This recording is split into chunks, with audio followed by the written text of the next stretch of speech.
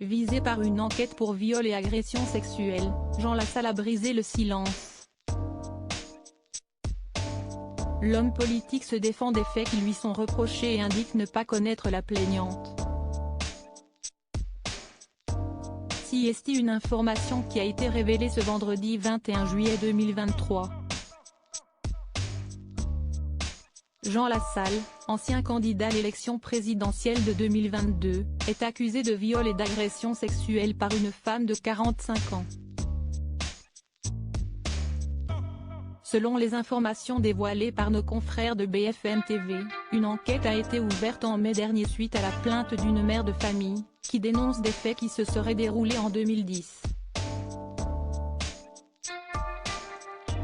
Elle accuse ainsi l'homme politique de l'avoir violée dans une chambre d'hôtel.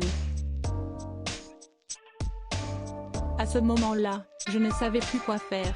Je lui ai dit que j'étais enceinte, ce qui était le cas. Mais il ne m'a pas cru.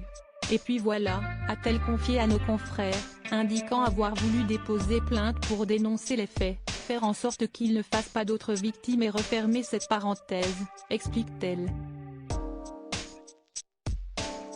Si nos confrères de la chaîne d'information en continu ont tenté de joindre le principal concerné, ni lui ni des membres de son entourage n'ont voulu répondre. Mais si est maintenant chose faite. Interrogé par France Bleu Béarn Bigorre, celui qui est à l'affiche de la saison 2 des Traîtres a brisé le silence, indiquant avoir été mis au courant de ces accusations suite à la réception de messages de soutien.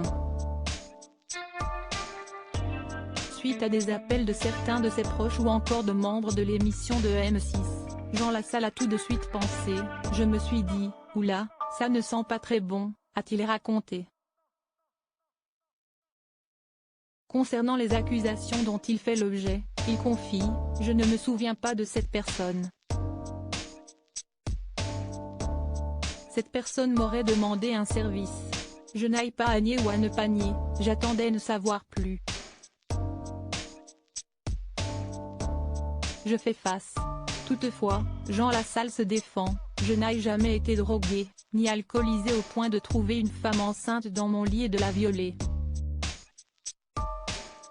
Il indique à nos confrères locaux ne pas avoir engagé d'avocat et pense néanmoins qu'il sera rapidement entendu par les enquêteurs, qui pourraient organiser rapidement une confrontation avec la plaignante. En attendant, l'homme politique est toujours attendu ce vendredi soir pour présenter son film Super Bourré, dans lequel il partage l'affiche avec Vincent Moscato.